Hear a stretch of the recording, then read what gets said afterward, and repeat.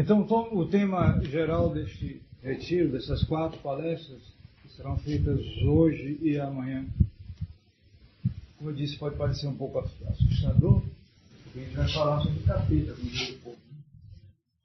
Nosso adversário, noções de demonologia para a vida espiritual. E esse tema geral será dividido em 4 palestras. Primeiro, quem são? Quem são os demônios?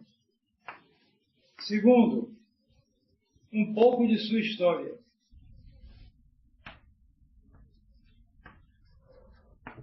Terceiro, sua ação sobre as almas.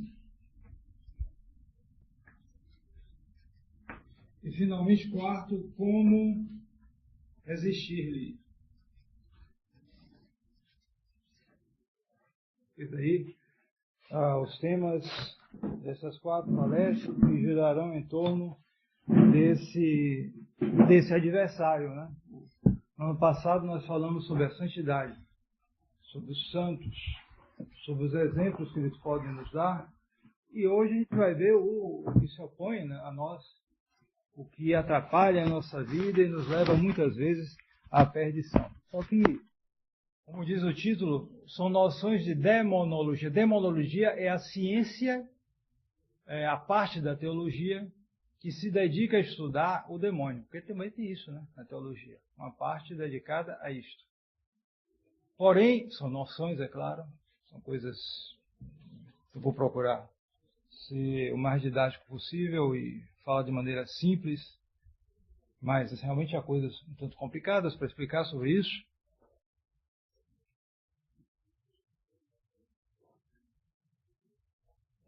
Porém, essas noções são voltadas para a vida espiritual.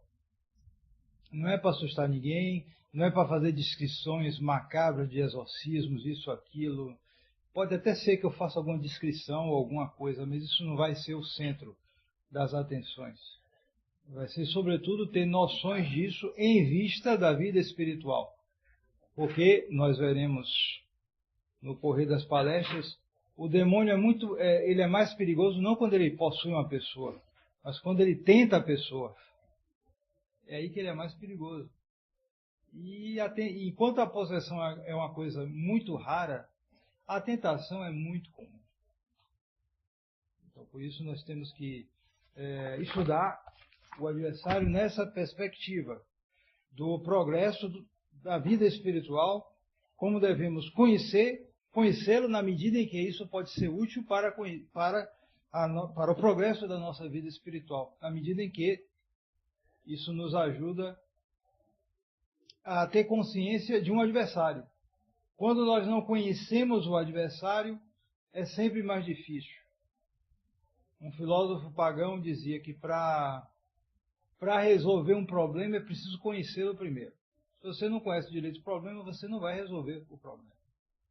Então, para resistir ao adversário, você tem que conhecê-lo. E tem que conhecê-lo segundo a ciência de Deus, né? É claro. Você não vai procurar saber com ele quem é ele, né? Você vai procurar saber com o que Deus revelou sobre ele. E é isso que nós procuraremos fazer aqui.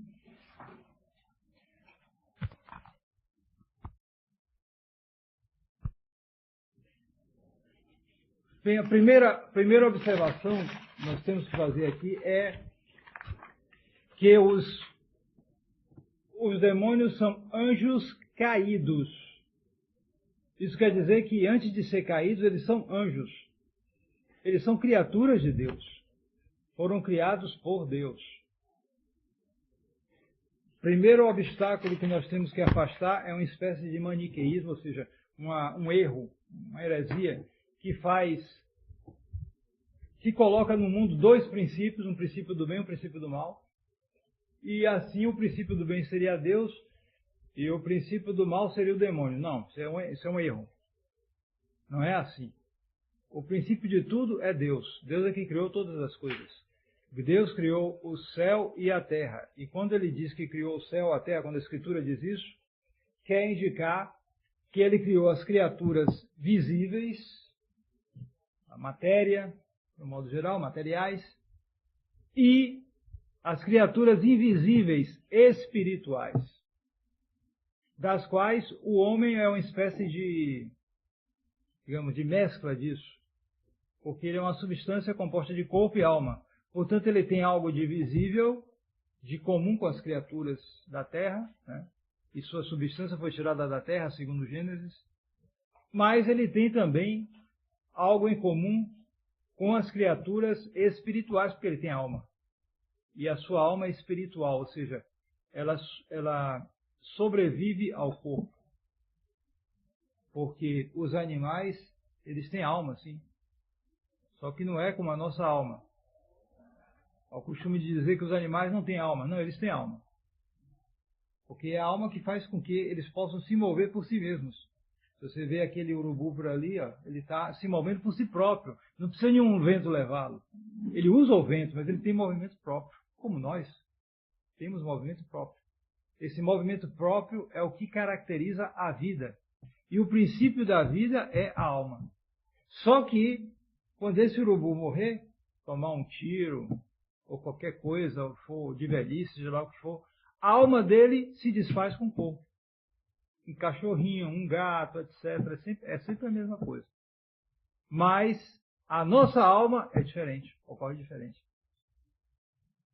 E por isso nós somos uma criatura toda especial, porque nós mandamos sobre todas as coisas aqui na Terra, temos um poder sobre os animais, inclusive. Nós não estamos longe de ser o mais forte dos animais.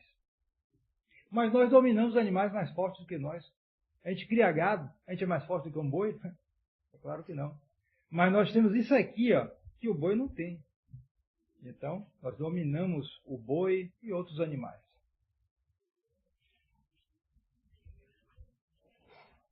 Porém, além e acima da nossa natureza, que tem algo de material e algo de espiritual, a outra criatura, ou seja, foi criada por Deus também. Mas essa criatura não tem nada de material, não tem nada de corporal. Ela é um espírito puro. Ela não é simplesmente um espírito que sobrevive ao corpo depois da morte. Não, ela é um espírito puro, ela não tem nada de corporal. E essas criaturas são os anjos. Sendo substâncias espirituais simples, elas são invisíveis. Nós podemos ver os seres humanos. Por quê? Porque eles são feitos de carne. Nós não vemos a alma do ser humano. Nós tiramos a consequência porque ele se move, ele tem raciocínio, etc, etc. Então, ele tem uma alma que move o corpo. Mas nós só vemos o corpo. Quando aquela pessoa morre, a alma sai do corpo e a gente só vê o cadáver ali, ponto final. Não vemos mais a alma, não tem mais como constatar a alma ali que saiu. Então, sendo os anjos uma substância espiritual simples, sem nada de material, então os anjos são criaturas invisíveis. Mas há uma grande diferença, digamos assim, no pensamento de Deus entre a criação do homem e a criação do anjo. Porque os anjos, vocês sabem, foram criados antes do homem. No princípio, Deus criou o céu e a terra. O céu quer dizer, criou as criaturas, essas criaturas puramente espirituais, que são os anjos. Depois criou as criaturas materiais, do mundo material, inclusive o homem. Então, primeiro, antes da nossa criação, antes do que está narrado no Gênesis, sobre a criação do mundo em 7 dias, a criação do homem, Adão e Eva, tudo isso, antes disso, houve a criação dos anjos. Uma criação extraordinária de seres muitíssimo mais elevados do que nós, de seres muito mais numerosos do que nós e de seres muito mais com uma variedade muito maior do que nós. Vou lhe dar só uma impressão, uma impressão disso. uma amostra disso, uma noção disso. Vocês têm, por exemplo, entre as criaturas materiais, você tem as espécies, certo? Então você tem você tem um cachorro e você tem um gato. São muito diferentes, um cachorro e um gato. Um cachorro não pode virar gato, nem um gato pode virar cachorro. Um cachorro pode evoluir dentro da espécie dele muito.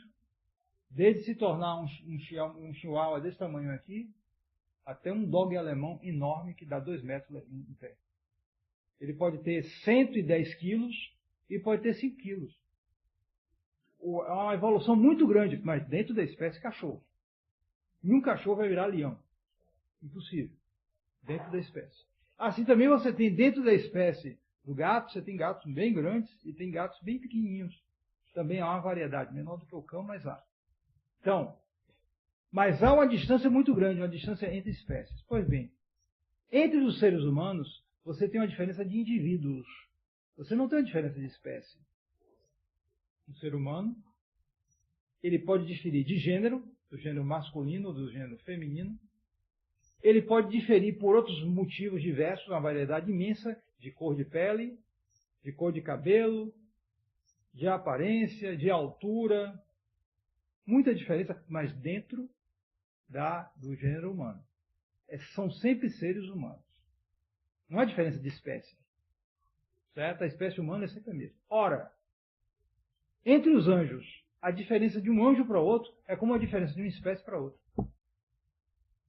São Tomás de Aquino que diz isso. Não dá para a gente conceber isso com clareza. Mas é como se entre um anjo e outro houvesse uma diferença de um cão para um gato. Não de um ser humano com vários indivíduos, não. De um para outro a diferença é muito grande, como de uma espécie para outra. Então vocês podem imaginar a variedade da criação angélica, muito maior, muito mais elevada do que a nossa criação.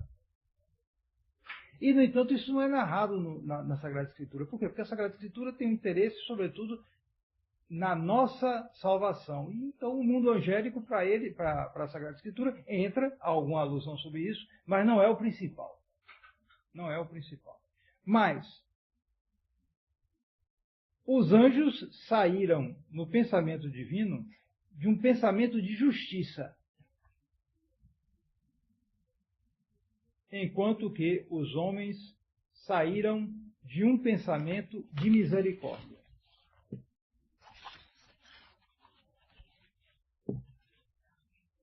Como podemos explicar um pouco isso?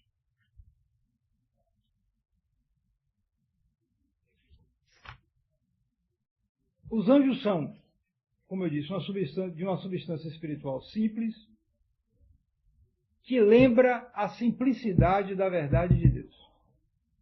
É a verdade.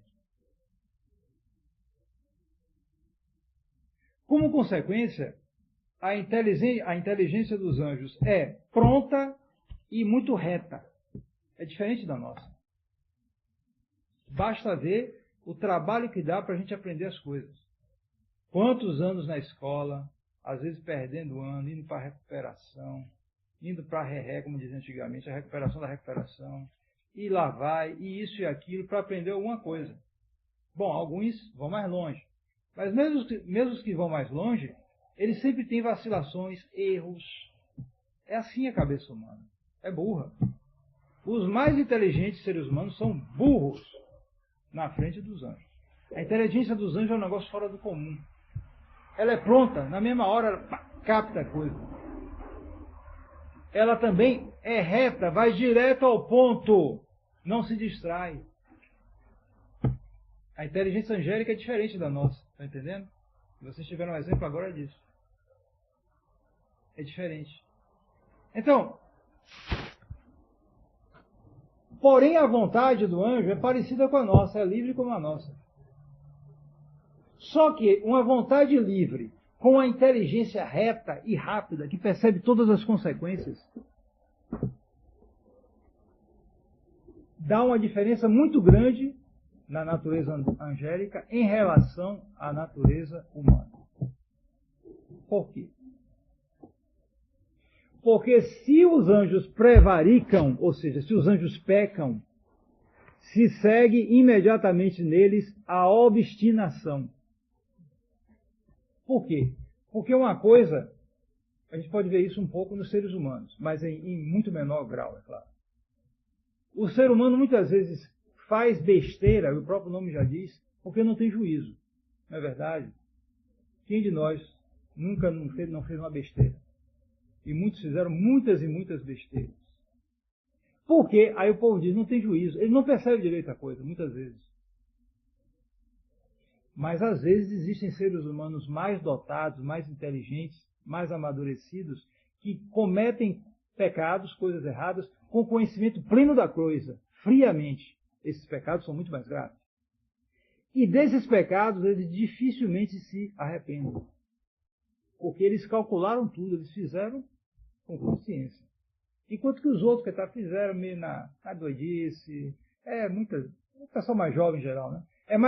É pecado, sim, pode ir para o inferno por causa disso, mas é mais fácil de se arrepender, porque ele não teve muito juízo na hora, foi mais com paixão, por isso ou por aquilo.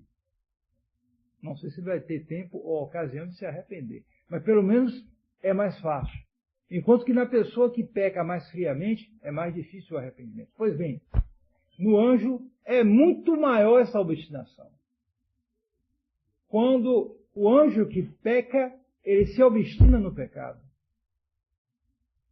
É impossível um arrependimento, eu não digo que seja impossível completamente, mas é praticamente impossível na prática. Porque quando o anjo pecou, ele calculou tudo, todas as consequências.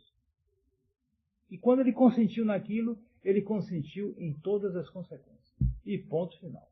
Estão entendendo a diferença?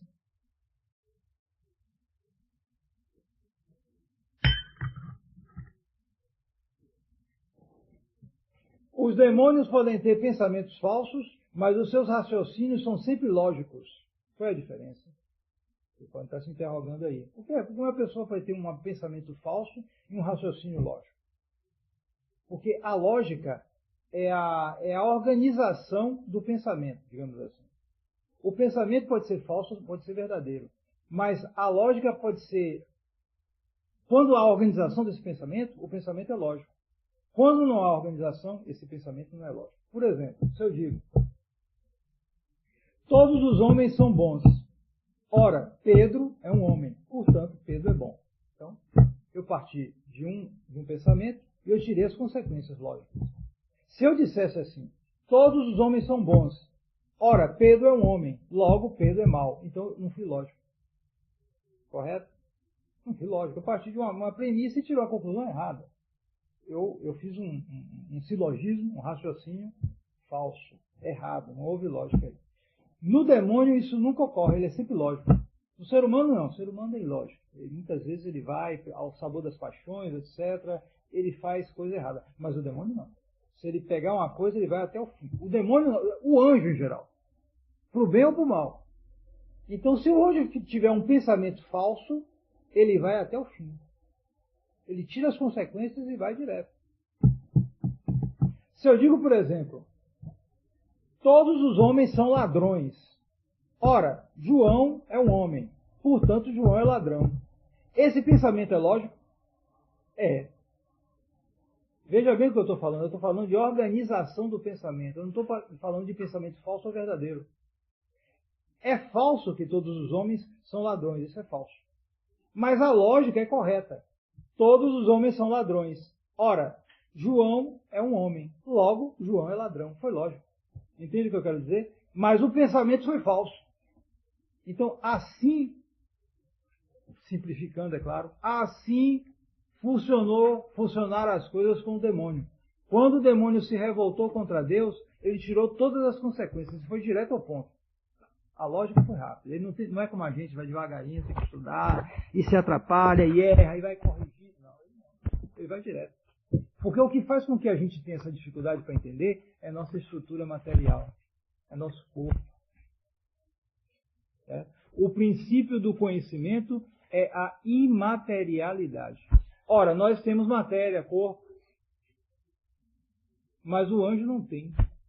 Então a inteligência dele é muito mais direta, muito mais pronta, muito mais rápida.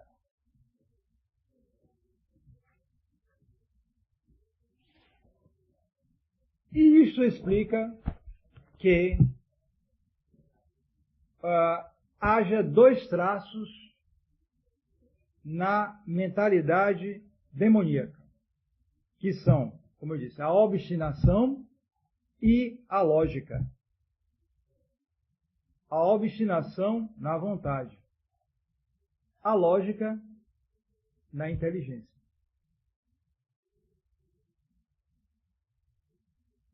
E que lógica é essa? A lógica da revolta. Todo revoltado tem algo de demoníaco. Você pode ver esses militantes comunistas, eles têm a lógica da revolta. Eles vão até o fim, mas não tem conversa. Eles mentem e vão direto, sempre revoltados. Haja o que houver. É sempre assim. Por quê? Porque eles têm algo de, muito fortemente, uma influência demoníaca. E não tem como parar aquilo.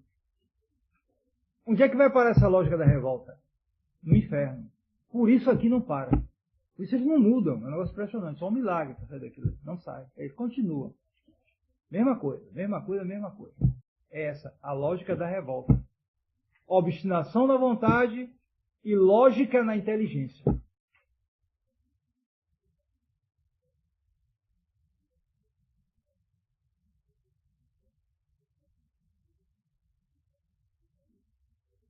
Outro traço do demônio, mas esse em relação a nós, em particular, em relação a este mundo.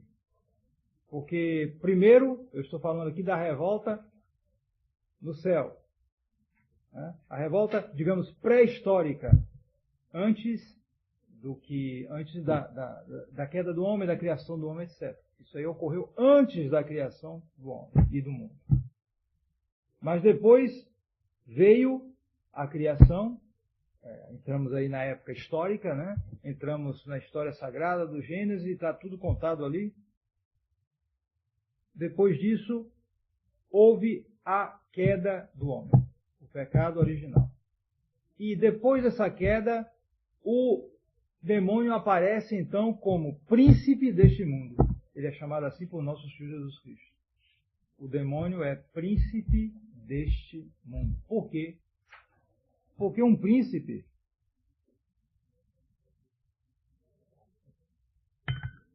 ele ou herdou ou conquistou algo. Ele tem um domínio. Aqui no Brasil, nós felizmente tivemos durante quase 100 anos a monarquia, que foi o que garantiu o nosso país. Senão não tinha mais Brasil, não. Era tudo dividido. Mas tivemos durante 100 anos a monarquia, quase 100 anos. E nós tivemos dois imperadores. Então, ambos imperadores, eles receberam o império. Dom Pedro I recebeu de Dom João VI. E Dom Pedro II recebeu de Dom Pedro I, regência, tudo isso, mas foi assim. Então eles receberam, eles herdaram um domínio sobre o Império do Brasil. Outros conquistaram. Os reis da Espanha conquistaram um império que foi o maior da história, onde o sol não se punha. Um império que tinha possessões desde as Américas até o Japão, Oriente, Índia, era um negócio imenso, o Império Espanhol. Então, como foi isso? Através de conquista. Através de guerras, através disso, sucessões, etc. Enfim, conquistaram um império. Então, Filipe II, por exemplo, que foi um dos monarcas mais poderosos da história, tinha poder até sobre aqui o Brasil, né? Ele recebeu tudo isso e conquistou também. Então, o demônio obteve um domínio sobre o gênero humano. Por quê? Por causa do pecado. Porque a revolta que ele propagou no céu, Lúcifer trouxe para a terra. Nós veremos depois, com maior detalhe, que o pecado dos nossos primeiros pais foi o mesmo, praticamente, do pecado dos anjos revoltados.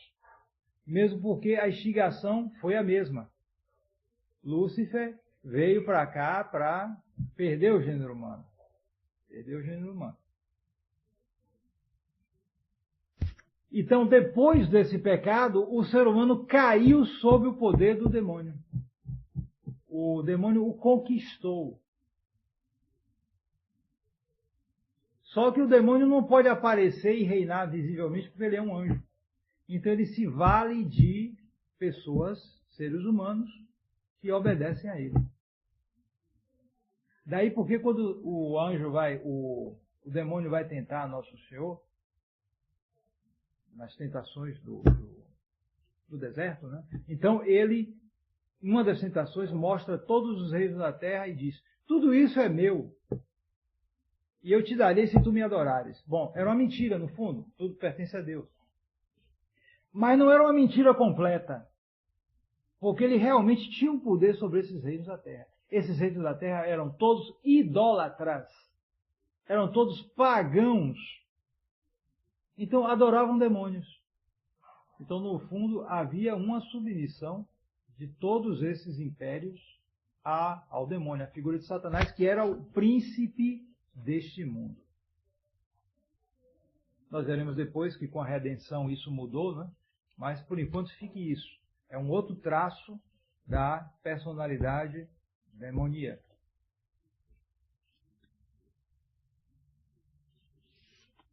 E depois, como diz a Sagrada Escritura, no Evangelho de São João, Nosso Senhor que diz isso, né? Dois traços da personalidade do demônio que são muito importantes para que a gente possa entender como o adversário age. O demônio é homicida e mentiroso. Nosso Senhor diz, homicida e mentiroso desde o começo, desde o princípio.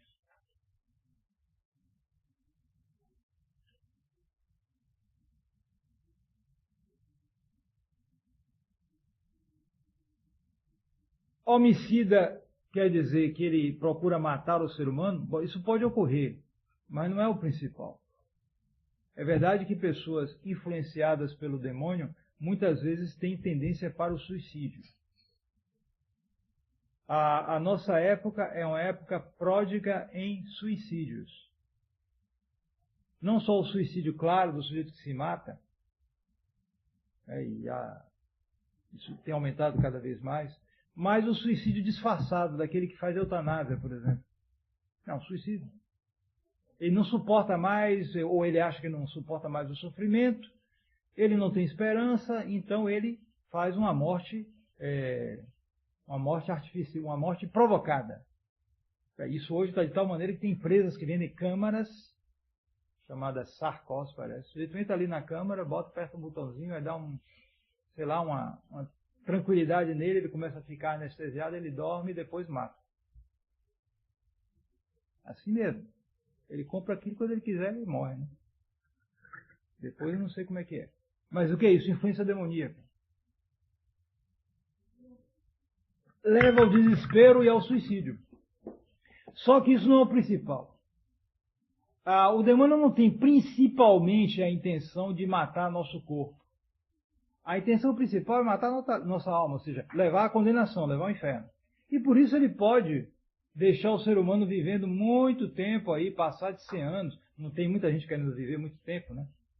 E faz tratamento, e faz isso, faz aquilo, para viver não sei quantos anos. Essa gente famosa aí dizem que fazem tratamentos impressionantes para viver muito tempo.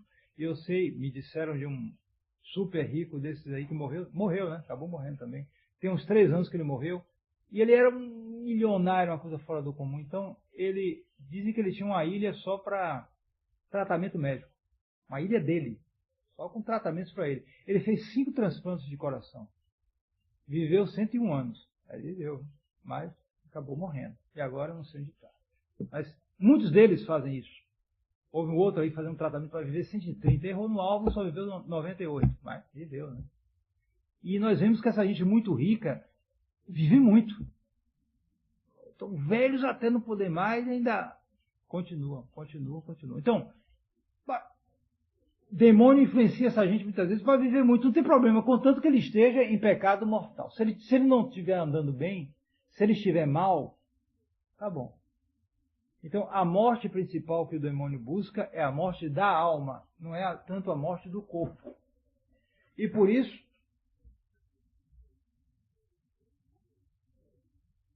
não é só o fato de um sistema político, um sistema de governo, etc. Ele é mau não somente quando ele mata, assassina, tudo isso. Isso é, claro, influenciado pelo demônio, ele começa a matar, assassinar os seres humanos, etc. Mas também quando ele favorece o pecado. E é até pior, de certo modo. Porque o pecado é a morte da alma. Se há um regime que começa a matar, como foram, por exemplo, os imperadores romanos, um regime péssimo, não tenha dúvida. Mas eles produziam mártires. Os cristãos resistiam, muitas vezes, e acabavam se santificando, indo para o céu. E, como consequência, o número de cristãos aumentavam. Né? Mas os regimes de hoje, eles são, de certo modo, piores, porque eles não produzem tantos mártires, mas produzem apóstatas. Gente que larga a verdadeira fé. Isso é muito pior. Muito pior. Gente que perde a fé, que perde a moral, que começa a viver uma vida fácil, porque hoje é mais fácil ter uma vida fácil. A mudança de bens materiais é um fato, não se pode negar isso. Ninguém passa mais fome, exceto um caso ou outro. A tecnologia produz as coisas, os bens, os alimentos, etc. Então, há mais facilidades. Então, quando há mais facilidade, há mais relaxamento. E a pessoa pode esquecer mais facilmente da vida sobrenatural, esquecer mais facilmente do céu. Então, o demônio é homicida, sobretudo porque quer matar a alma. E ele é mentiroso. E a mentira está no fundo dele. Só há mentira nele. O nosso Senhor que diz isso.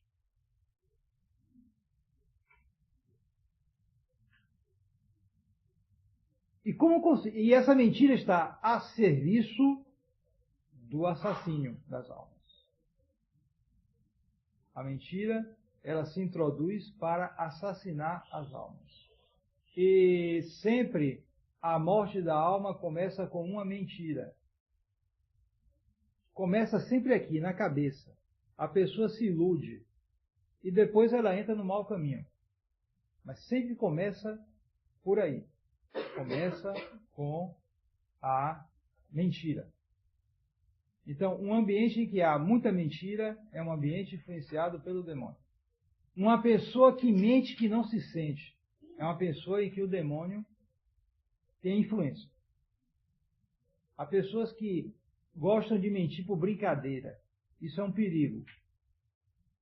A mentira tem que ser abominada, sempre. Mas a gente que gosta de contar uma mentira e a outra. Daqui a pouco ele nem se dá conta. Ele está mentindo. E é curioso que ele nunca mente para se dar mal. Ele mente para botar os outros no erro. Para tirar um partidinho do outro. Então essa mentira não é por falta de juízo, há uma malícia aí.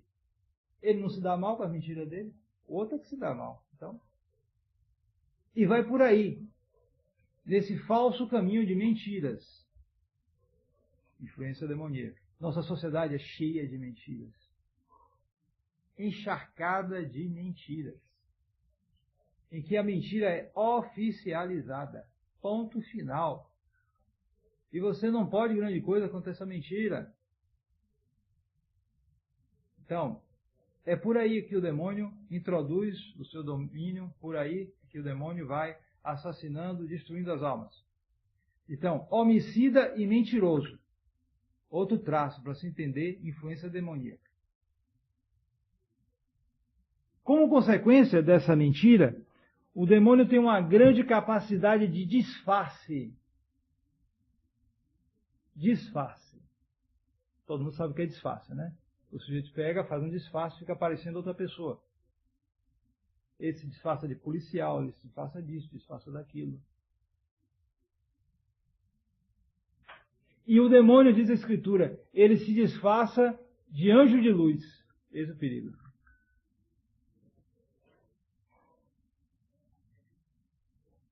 Porque há os santos anjos e há os demônios. E os anjos bons vêm da parte de Deus. E os anjos bons têm a mesma natureza do demônio. A diferença é que, como vimos, os demônios que caíram, eles tornaram sua vontade obstinada no mal. Mas sua inteligência não mudou muito, não. É a mesma dos outros anjos. E às vezes pode haver anjos de um coro mais elevado que se tornaram demônios, ou Lúcifer, há quem diga que era o mais elevado dos anjos. Então, tem uma inteligência extraordinária, fora do comum.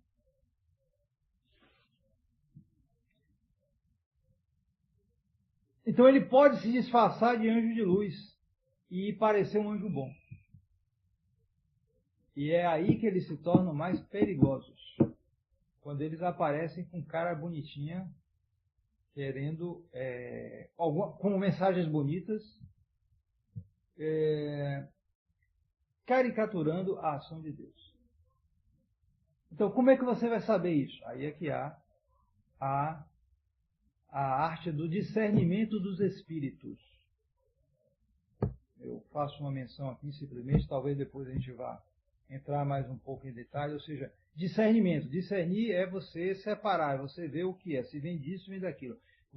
A arte do discernimento dos espíritos procura saber se uma inspiração, se um movimento da alma, se um pensamento vem de Deus, vem da própria natureza ou vem do demônio. Então, os santos, eles foram dando sinais para a gente saber, mais ou menos, se uma inspiração, ou mesmo se um fenômeno fora do comum, uma aparição, um sonho, uma locução interior, se ela vem de Deus ou vem do demônio. Porque se alguém tem algum fenômeno diferente, extraordinário, e às vezes a gente ouve alguma história de gente falando isso, né? Padre, eu tive uma coisa diferente. Poxa, eu tive um sonho, eu ouvi uma voz diferente, eu estava de noite, eu vi um negócio que nunca vi daquilo. Eu não sou de contar mentira não, tá? Mas isso ocorreu. Aí você já não conta quantas vezes. Então, tomem cuidado, porque, primeiro, 90% dos casos é com mulheres. Então, tem alguma tendência, né, para isso. É assim, 90%. 10% homem, 90% mulher. É mais ou menos isso. Que tem isso. Que tem essas coisas. Podem ser coisas de Deus, mas podem não ser. Então, a arte do discernimento dos espíritos ensina isso, ou seja, procurar ver, por sinais, de onde vem essa influência. Se é boa, se é má. Então, por exemplo, se alguém tem alguma inspiração, alguma boa coisa que aparece na imaginação dela, e que parece bonita, e que parece vir de Deus, mas ela se sente muito vaidosa daquilo que ela recebeu. Ah, Deus está falando comigo. Nossa Senhora está falando comigo. E eu estou ouvindo coisas muito bonitas de Deus, etc, etc. E ela começa a ficar cheia de si. Não vem de Deus. Ou seja, os efeitos, entendeu? Os efeitos. Favorece a vaidade. Favorece o aparecer. Não vem de Deus. Mesmo que a coisa pareça boa na aparência. Mesmo que a mensagem em si seja boa. Não tem nada de errado. Não está levando para o mal assim em si mesmo. Mas o efeito na alma é um efeito ruim. Então já é um sinal de que a coisa não é boa. Santo Inácio de Loyola, nos seus famosos exercícios espirituais, dá vários sinais. Eu acho que são no total 22 sinais para se discernir os espíritos. Mas tomemos em conta isso. Uma inspiração que leva a desobedecer. Em geral, só vem do demônio. Uma inspiração que leva a desobedecer. Sobretudo quando se trata de comunidades religiosas, não é o caso de vocês, né? Mas uma inspiração que leva a desobedecer o superior, a fazer o que quer, etc., não vem de Deus. E assim por diante. Há vários sinais que vão distinguir os bons espíritos dos maus espíritos, porque eles se disfarçam. Esse é o maior perigo. O demônio não vai aparecer com aquelas gaias, com aqueles chifres, todo mundo ia ficar com medo, ninguém ia querer saber. Então ele aparece muitas vezes como um anjo de luz. Aí ele engana mais fácil. Finalmente, o último traço do demônio, para nós sabermos quem eles são, é a inveja. A inveja.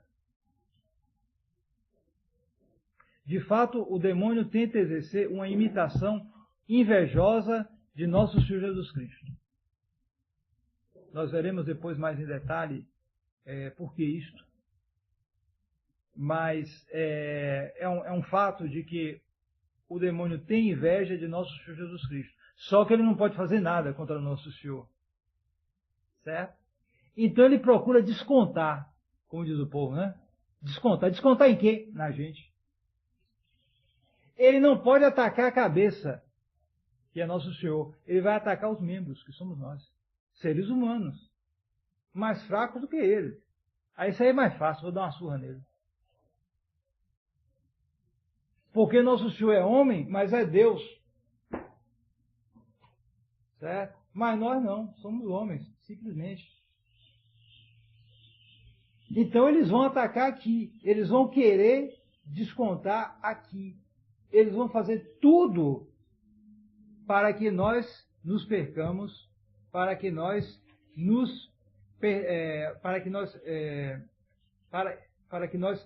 percamos o céu aqui, para que nós vamos parar no inferno. Porque o demônio foi para o inferno por sua desobediência. E os lugares que ficaram vazios vão ser ocupados por quem? Por nós. Então isso para ele é a suprema humilhação, porque o ser humano é um pobrezinho na frente de um anjo. Na ordem da natureza, nós somos muitíssimo inferiores. Já expliquei um pouco isso. E, no entanto, vamos ocupar o lugar deles. Então, para eles é uma raiva enorme. Raiva do Verbo encarnado, primeiro de tudo, e mais, como ele é impotente, então a raiva vai para nós, porque com o ser humano ele pode conseguir alguma coisa. Então ele vai fazer tudo para perder a gente. Então isso explica um pouco a raiva do demônio, a raiva disfarçada, né? Como ele acabou tentando nossos primeiros pais, né? Foi assim, disfarçadamente. E isso explica toda essa história de perdição do gênero humano através do demônio. E essa história nós veremos de tarde, quando nós abordarmos um pouco de sua história.